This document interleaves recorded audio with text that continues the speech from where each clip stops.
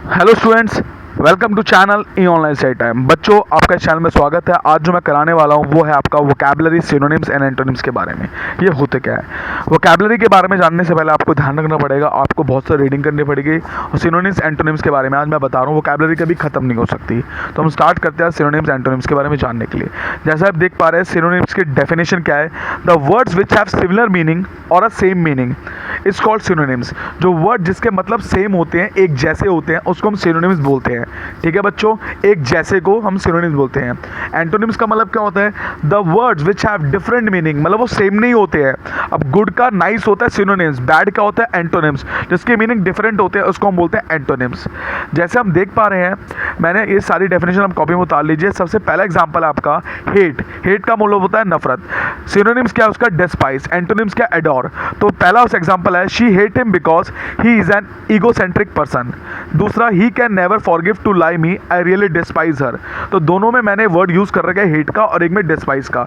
दोनों एग्जाम्पल मैंने बता रखे हैं कि एक में वो हेट करती है क्योंकि ईगो वाला पर्सन है, दूसरे में क्या करती है? माफ नहीं कर सकती क्योंकि उसने उसको दुख दिया, मतलब कि उसको नफरत करती है, इसीलिए उसको बहुत ज़्यादा नफरत करती है। ये दो एग्जाम्पल थे इसके। सेकंड एग्जाम्पल है पार्टनर। पार्टनर का मतलब होता है साथी। सिनोनिम्स क्या होता है इसका? कंपेनियन। और इसका कंपेनियन, फेलो, एसोसिएट। एंटोनिम्स क्या होता है इसका? स्ट्रेंजर या अननोन पर्सन। जैसे माई पेट बिकम माई कंपेनियन नाउ। मेरा जो कुत्ता है या मेरा जो पेट है वो मेरा कंपेनियन है आजकल के टाइम पे। तो आप और एग्जाम्पल बना सकते हैं। आप एग्जाम्पल बना के मुझे कमेंट में लिखिए और मेरे चैनल को सब्सक्राइब करिए और बेल आइकन दबाइए जो भी आपको दिख रहा है। थर्ड एग्जाम्पल है इसका, आप देख सकते हैं स्क्रीन में आ चुका आपकी, ऑब्स्टेकल। ऑब्स्टेकल का मतलब होता है बाधा। बाधा क्या है? ये उसका सिनोनिम्स होता है इंटरप्शन और हिंड्रेंस। एंटोनिम्स होता है उसका असिस्टेंस। एग्जाम्पल हम पढ़ते हैं, एक सेंटेंस है, now these days heavy traffic की वजह से, now these days heavy traffic is the biggest obstacle to reach home early. और ये सबसे बिगेस्ट ऑब्स्टेकल है हमें घर पहुंचने का। तो ये मैंने सारे एग्जाम्पल दे रखे हैं। तब तक के लिए काम करिए, आप इसको देखिए। जैसा आप देख पा रहे हैं, आपको एंटोनिम्स, सिनोनिम्स और वोकैबुलरी को बढ़ाने के लिए आपको एक सबसे बेस्ट ऐप मैं बताऊंगा। जो आप प्ले स्टोर में जाएंगे, प्ले स्टोर में जैसे आएंगे, यू डिक्शनरी ऐप है, आप इसको देख सकते हैं। आप इसको ओपन करेंगे, ओपन करते क्या होगा, आप इंग्लिश टू इंग्लिश भी कर सकते हैं, इंग्लिश टू हिंदी भी कर सकते हैं। जो सी लैंग्वेज में आपको करना है आप उस लैंग्वेज में कर सकते हैं। तो मैं हिंदी करना है, हिंदी कर देता हूँ। ये मैं देख रहा हूँ ABCDEFGH दे रहा हिंदी। मैंने इंग्लिश टू हिंदी कर दिया है। इंग्लिश टू हिंदी करने के लिए आपको एक वर्ड डालना पड़ेगा। मैं डाल देता हूँ एप्रिशिएटेड, मैंने डाल दिया। दाद देना, कुछ भी मतलब लिखा हुआ है हिंदी में। आप इसके सिनोनिम्स, एंटोनिम्स आप देख सकते हैं, एक एक वर्ड इसके ये लिखे हुए हैं यहाँ पर। देखिए सिनोनिम्स, एंटोनिम्स, एटोमोलॉजी सब कुछ लिखा हुआ है इसका, ये देख सकते हैं। सो अब एक काम करिए, आप इसको डाउनलोड करने के लिए आप मेरा लिंक डिस्क्रिप्शन में गिवन है, आप उस लिंक को दबाएंगे तो आपके इस ऐप के बारे में डायरेक्ट डाउनलोड कर पाएंगे। सो आप इस ऐप को डाउनलोड कर लिए अपनी वोकैबुलरी को बढ़ाने के लिए। तो हम आगे सेंटेंसेस में चलते हैं अपने नेक्स्ट एग्जाम्पल की तरफ। जैसा आप देख सकते हैं परसेप्शन। परसेप्शन का मतलब होता है अनुभूति।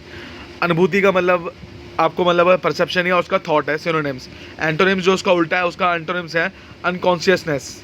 ठीक है ना? तो हम ये देखते हैं पहला example, when a visited this beautiful park it change my perception of the city. जब वो इस पार्क में विजिट हुआ उसका परसेप्शन बदल गया सिटी के टुवर्ड्स।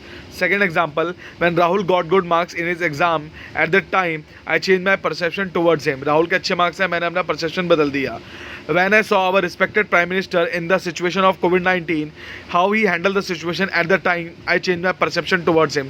जिस तरीके से मोदी जी ने सिचुएशन संभाली है उसके बाद मेरा परसेप्शन बदल गया उनके टुवर्ड्स। तो परसेप्शन के मैंने तीनों एग्जाम्पल डिफाइन कर दिया और एग्जाम्पल आप मुझे बता सकते हैं। ठीक है, अब पढ़ते हैं हम लेजार के टुवर्ड्स। लेजार का मतलब होता है फुर्सत। फुर्सत का ये वो फुर्सत नहीं है पहली फुर्सत में निकल, ये वही फुर्सत है, पर इसको अलग तरीके से समझते हैं। सिनोनिम्स है इसका रिलैक्सेशन, एंटोनिम्स है restaurant. What do you do in your leisure time? तो अपने लेजर टाइम में क्या करते हो? How many hours in a day you spend leisure time? तुम कितने घंटे एक दिन में लेजर टाइम में बिताते हो? तो ये लेजर टाइम के दो एग्जाम्पल है जो मैंने आपको बता दिया है। अगला है क्रेव। क्रेव का मतलब होता है लालसा। लालसा क्या है इसमें?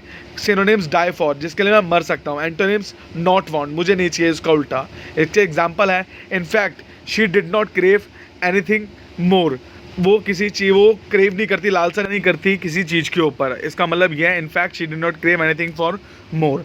अगला जो इसमें एग्जाम्पल है वो है she crave she was craving for momos, वो मोमोज के लिए तड़प रही है, मतलब कि लालसा है उसको मोमोज की, ये इसमें बताया गया है। तो मैंने सारे एग्जाम्पल सेट कर दिए हैं। तब आप एक काम करें, आप इन सारे प्रॉपर तरीके से सेंटेंस को लिखिए और इनके 2-2 3-3 सेंटेंस मुझे कमेंट में लिख के दिखाइए या फिर मुझे बताइए।